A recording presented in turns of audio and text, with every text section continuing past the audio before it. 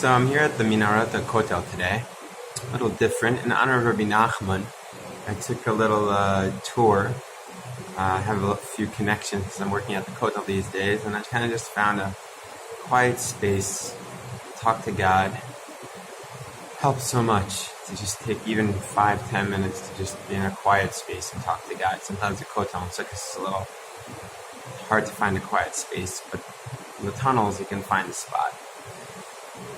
So I thought it'd be a perfect day to talk about chapter 10 of Bilvavi today.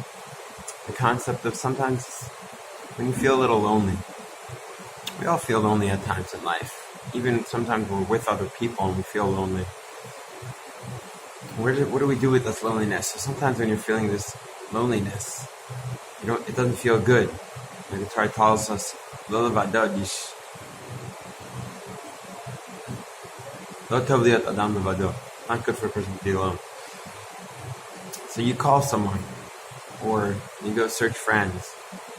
And that makes sense. But the truth is, the Bilvavi explains that this feeling of loneliness is there for a reason. It's there because Hashem wants us to reach out to Him. Say, "Oh wait, I'm lonely, Hashem.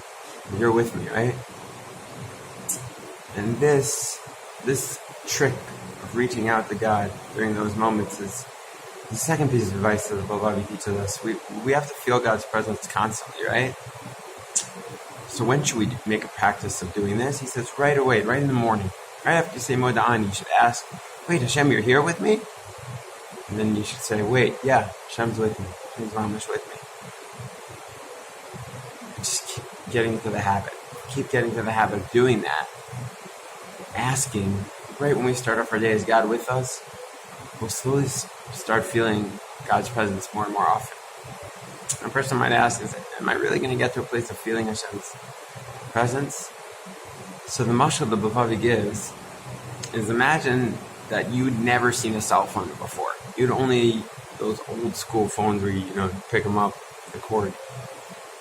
And suddenly you saw somebody have a cell phone. You're like, what is that? Does it work? And then you saw another person, and they all told, yeah, it works.